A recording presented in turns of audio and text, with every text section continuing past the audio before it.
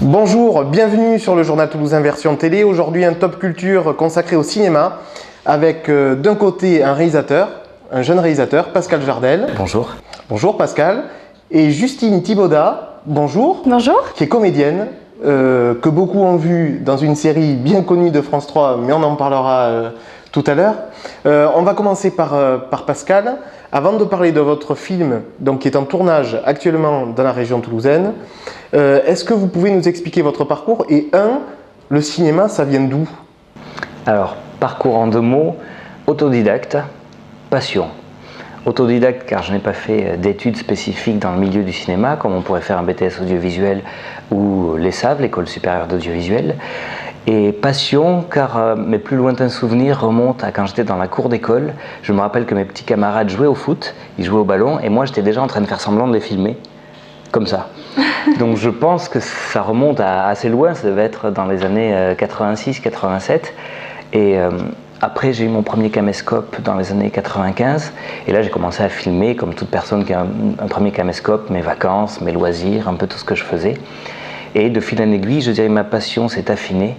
Donc j'ai écrit un premier court-métrage en 1999 que j'ai réalisé, et nous voilà aujourd'hui, 13 ans plus tard, en train de faire ce beau projet avec Justine. Wow. Et le film qui a fait Flash, le film dans votre enfance qui a fait que le cinéma a pris une dimension dans votre vie particulière? Michael J. Fox dans Retour vers le futur. Voilà. Je dirais que mon réalisateur favori, c'est Robert Zemeckis, qui a fait entre autres Forrest Gump et la trilogie de Retour vers le futur. Je pense que la manière dont il a filmé, c'est ça qui m'a envoyé des étoiles dans les yeux et qui m'a poussé à me diriger dans cette voie-là. Et un des premiers réalisateurs à avoir allié le dessin animé et le film avec Qui veut la peau de Roger Rabbit. Aussi, qui était mythique d'ailleurs. Je regrette qu'on n'ait pas plus de films de cet acabit. Justine, le métier de comédienne, il est venu comment? J'ai commencé le théâtre en fait, j'étais très timide et je me suis déjà passionnée de théâtre. J'adorais le cinéma, j'adorais regarder des films et tout, mais voilà, j'aimais le théâtre, pas forcément comédienne, je voulais être danseuse ou je voulais être chanteuse, et c'est venu au collège. Quand j'ai pris mes cours, ça m'a tellement débloqué quelque chose, j'ai tellement aimé la scène que j'ai voulu être comédienne. Et puis il y a aussi autre chose, c'est que j'ai un de mes oncles qui était comédien que je n'ai pas connu, donc je voulais un peu suivre son chemin, voilà, donc c'est un peu venu comme ça. Mais assez jeune quand même, hein. J'avais 12 ans. Mais au départ, c'était pour vaincre une timidité? Oui. Ouais. Donc vous avez pris des cours de théâtre Ouais, j'étais timide en fait, timide. J'avais du mal à m'exprimer devant un adulte, avec mes copains, mes amis. Non, j'étais pas timide, mais voilà, j'avais du mal à m'exprimer. Je devenais toute rouge à chaque fois. Bon, encore maintenant un petit peu, mais et vraiment ça m'a débloqué quelque chose. J'ai adoré ça, quoi, vraiment. Le théâtre, c'est parti du théâtre avant tout. Et après, casting? Et après, en fait, j'ai passé des castings pub, j'adorais être devant une caméra. De toute façon, depuis toute petite, dès qu'il y a une caméra et un appareil photo, j'étais toujours devant, à vouloir me montrer. Donc déjà, ça vient de là. Pas si timide que ça, quand même, Justine. Oui, pas si timide que ça. Mais... Pas timide devant les objectifs. Voilà, non, j'adorais me montrer, quoi. Toutes mes vidéos d'enfance, je suis toujours devant à vouloir me montrer, quoi. Et puis non, après j'ai commencé les castings et puis j'ai arrêté, j'ai fini mes études. Parce que j'ai fait des études qui n'ont rien à voir avec le cinéma, je faisais des cours de théâtre à côté. Puis voilà, j'ai passé des castings, j'ai fait des projets de court-métrage, des projets de web-séries avec des étudiants en école de cinéma. Et puis voilà, petit à petit, c'est parti comme ça. Et je pense que ça m'a... Je crois que la première fois où j'ai été sur un plateau de tournage, c'était pour une publicité. J'étais figurante, donc j'avais pas de dialogue, j'avais rien. C'était pourquoi la pub? C'était pourquoi? C'était pour une pub, c'était pour Samsung il y a 2 ans. Et alors, j'avais séché les cours, je crois que j'étais pas allée en cours pour y aller, ou je m'étais arrangée pour faire cette figuration. Et je suis tombée amoureuse, quoi. J'ai l'impression d'être dans un parc d'attractions. J'étais tellement heureuse et euphorique. À un moment donné, je suis sortie du tournage et je me suis dit, ouais, en fait, c'est ça, quoi. Ça a été un peu le déclic, avec le long métrage aussi. Ouais. Alors, on est obligé d'en parler. Il y a quand même une série dont tout le monde parle, c'est Plus belle la vie. Comment on se retrouve dans cette série à jouer Ashley? En fait, tout simplement, j'ai eu la chance de rencontrer, enfin en tout cas qu'on parle de moi à une agent. Cet agent, Julie Chen, qui a voulu me rencontrer. On a eu un coup de cœur, on va dire un feeling toutes les deux incroyable. Donc on a décidé de travailler ensemble. Et depuis septembre, elle m'envoie sur des castings. Puis en décembre, elle m'envoie sur le casting de Plus belle la vie. Une série en plus que je regardais. Donc c'est assez drôle. Donc je sais pas, j'imaginais pas vraiment faire partie de cette série parce que quand on regarde quelque chose, on s'imagine pas être dedans, enfin c'est assez incroyable. Et donc il se passe Noël, jour de l'an, elle m'appelle, elle me dit Justine, t'es en callback, donc en fait tu reviens parce qu'il va l'être sûr. Une semaine après, ça va très très vite en fait. La directrice de casting m'appelle pour me dire que je suis choisie pour le rôle d'Ashley Carpi et je pars 3 jours après à Marseille. Donc ça va très vite en fait. Donc c'est 2 mois à Marseille? Oui, 2 mois à Marseille. Après, je remontais à Paris les week-ends. Mais 2 mois à Marseille et puis surtout une cadence, un rythme assez intense de tournage. Quand on débute, c'est une très bonne école, quoi. Il n'y a pas la peur d'être enfermé dans ce type de série au final, parce que du coup je suppose que tout le monde doit vous appeler Ashley, mais non? Pas forcément, on ne m'appelle pas Ashley parce que dès le départ j'ai dit je m'appelle Justine. C'est marrant parce que devant les studios de Marseille, il y a toujours des fans. Et la première fois que je suis sortie, ils m'ont regardée, j'étais pas encore diffusée, donc ils se sont dit ah ça doit être un nouveau personnage. Donc même si j'étais pas diffusée sur France 3, ils voulaient absolument un autographe et tout ça, et j'ai dit je m'appelle Justine, je jouerai le rôle d'Ashley.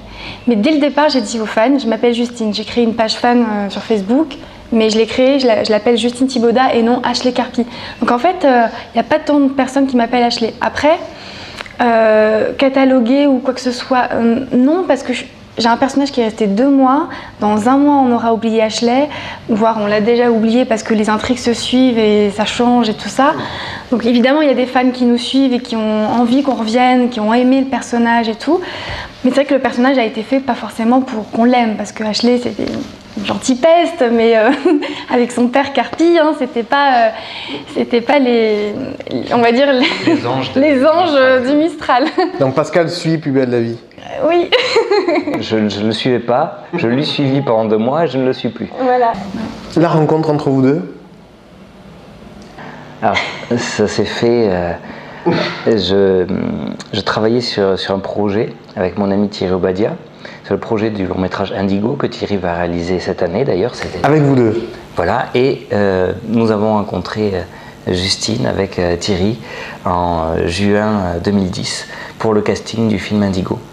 Et nous l'avons retenu à la suite de ce casting pour interpréter l'un des 2 personnages principaux féminins du long métrage qu'on va tourner cet été. La rencontre s'est faite comme ça, et par la suite on est resté en contact avec Justine, et j'avais cette idée aussi de court-métrage en tête depuis pas mal de temps, et j'ai pas eu d'autres personnes en tête qui m'est apparu pour jouer le rôle que j'ai écrit. J'ai de suite vu Justine dans l'histoire dans le film, quoi, pour le tournage du court-métrage que je réalise. Alors on y va. Love Ways, c'est le court-métrage donc, que vous êtes en train de tourner dans la région toulousaine. L'idée de départ, c'est quoi? L'idée de départ, c'était en 1988. Ça remonte un tout petit peu. Je visitais la centrale nucléaire de Golfech et il y avait une bande vidéo de présentation du terrassement et du gros chantier. Et durant cette bande vidéo de présentation, il y avait une musique, c'était le Boléro de Maurice Ravel. Et j'ai de suite été fasciné par cette musique, et j'ai toujours beaucoup aimé ce morceau et ça m'est resté dans la tête. Quand j'ai eu mes premières caméras dans les années 95, j'avais eu l'idée d'allier un peu cette musique avec des tours de magie. C'était à l'époque de David Copperfield, je ne savais pas comment faire une petite vidéo comme ça. Au final, j'ai jamais rien fait, parce que quand on est adolescent, les choses se passent vite. Et là, il y a 8 mois, 10 mois, tout à coup, j'ai eu l'idée d'écrire cette histoire d'amour insolite et de la mélanger qu'elle soit portée en fait par le boléro de Maurice Ravel. Parce qu'il y a cette sorte de ritournelle narrative qu'on retrouve dans l'histoire, qui est aussi soutenue par cette rythmique redondante que tout le monde connaît dans le boléro qui revient pendant 15 minutes. Alors, il y a aussi toute une métaphore autour du passage à niveau. C'est exact. En fait, c'est quoi cette métaphore? Alors, en fait, les deux personnages, le film commence, donc il y a le rôle de Capucine qui est interprété par Justine et le rôle de Stan qui est interprété par moi-même. Les deux personnages se rencontrent aux abords d'un passage à niveau, les barrières se baissent et là il y a un train qui passe. Et leurs regards vont se croiser entre les wagons qui passent. Et en fait, tout ce train et ce passage du train va symboliser un peu la vie qui passe et le temps qui passe, puisqu'on va retrouver ces images, ces flashs d'amour naissant, de regards entrecoupés entre les wagons, entre les deux personnages, durant tout le film un peu. C'est ce qui va un peu aussi soutenir l'intrigue du film. C'est ce qui a fait un flash, Justine, par rapport à la lecture du scénario, cette histoire d'amour qui démarre sur quelque chose d'un peu fou? Pas forcément, non, c'est que j'ai trouvé que c'était... Enfin, vous n'avez pas lu le scénario et que c'est... Non, je l'ai pas lu. Mais c'est une surprise en fait. Mais quand vous verrez le film, vous verrez pourquoi j'ai accepté de le faire. En tout cas, pourquoi l'histoire m'a plu. Parce que c'est très beau. Là, y a pas, vous n'avez pas la fin. Non, si on lui donne mais en fait, c'est... Mais il y a un happy end, rassurez-moi. Non, j'adhère complètement avec l'écriture. Je suis d'accord avec... Enfin, l'histoire est très belle, mais en même temps, c'est très vrai. Voilà. C'est l'amour pour pas se perdre. Je trouve ça très beau et très vrai au final. Donc voilà, on pourrait dire que le film traite du sujet de l'amour, dans le côté amour-possession, ce que connaissent la plupart des gens, et l'amour agapé, donc l'amour vrai, ce qui est souvent utilisé dans un contexte religieux. Donc l'amour, mais sans vouloir la possession de l'autre, sans avoir le côté jalousie, sans avoir toutes ces choses-là qui souvent pourrissent l'amour dans un couple. Voilà, je dirais que ça traite de ça, le film. Donc ça veut dire que Pascal croit au vrai amour? Ça existe, mais il faut avoir la volonté pour le concrétiser. Alors ça veut dire quoi, le vrai amour pour vous? C'est quoi la définition? Alors, je ne sais pas si 20 minutes d'interview, ça nous suffirait pour parler de ce sujet, qui est un sujet vieux comme le monde, mais vaste comme l'univers. Mais en tous les cas, waouh, c'en est pas. Il est énorme. On peut sortir les violons, s'il vous plaît.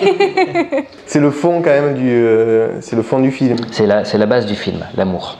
Voilà. Et l'amour dans sa complexité.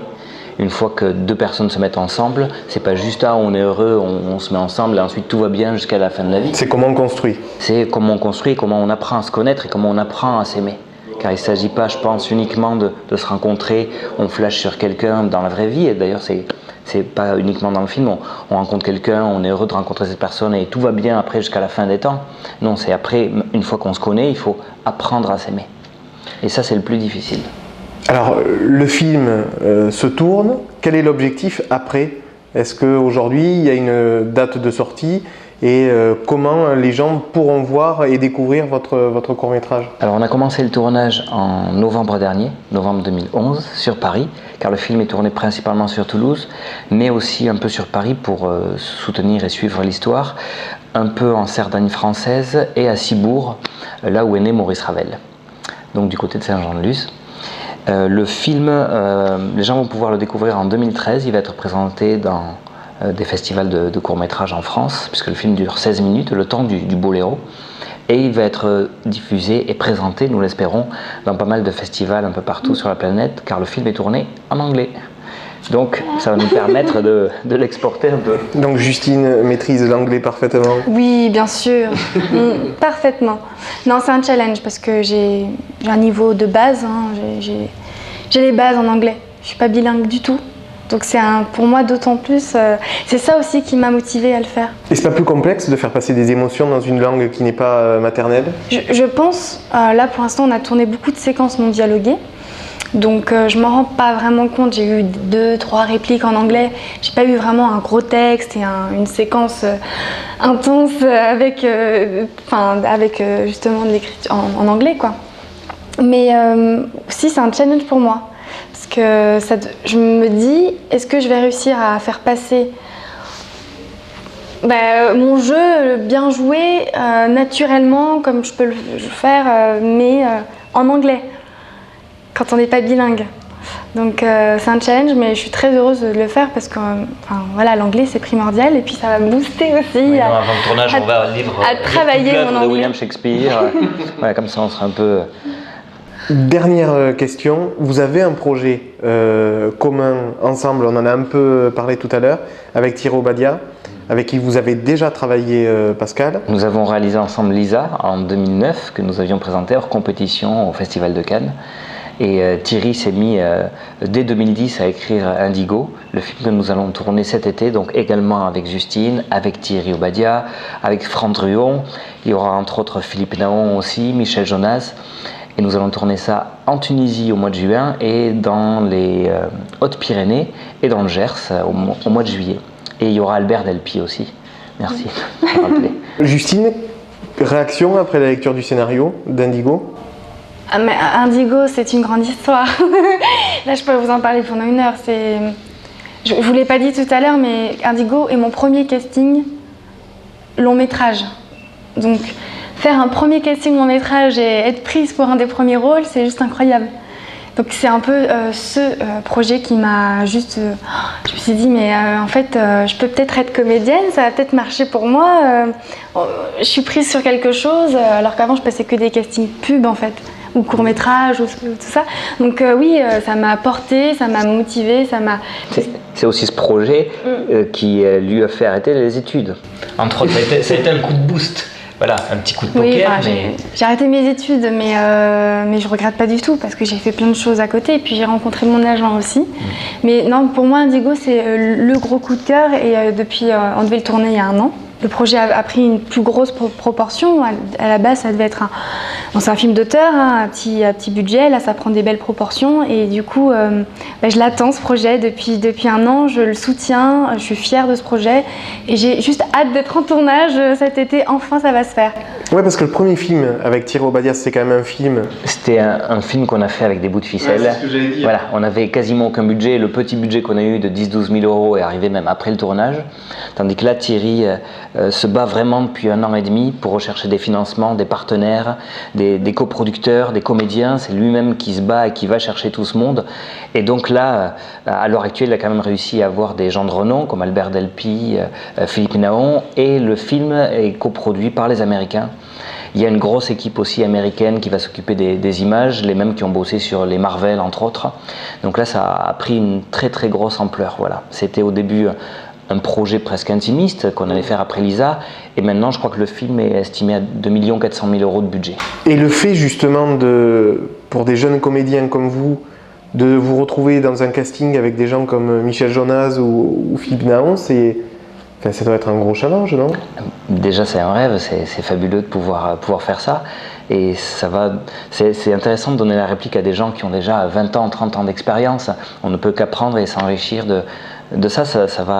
Ça va nous supporter dans notre rôle et ça va nous porter aussi, nous ouvrir quelques portes, je l'espère. Mais il n'y a pas de raison avec le beau scénario qu'il y a, Thierry qui réalise et des comédiens comme il y a en face avec le casting qu'il y a, l'histoire ne peut être que belle, je pense. Eh bien, écoutez, je vous remercie en tous les cas d'être venu au Journal Toulousain pour nous parler de vos projets, j'allais dire votre projet, mais vos projets. Merci Justine. Merci beaucoup. Merci et à bientôt sur le Journal Toulousain version télé. Merci, au revoir.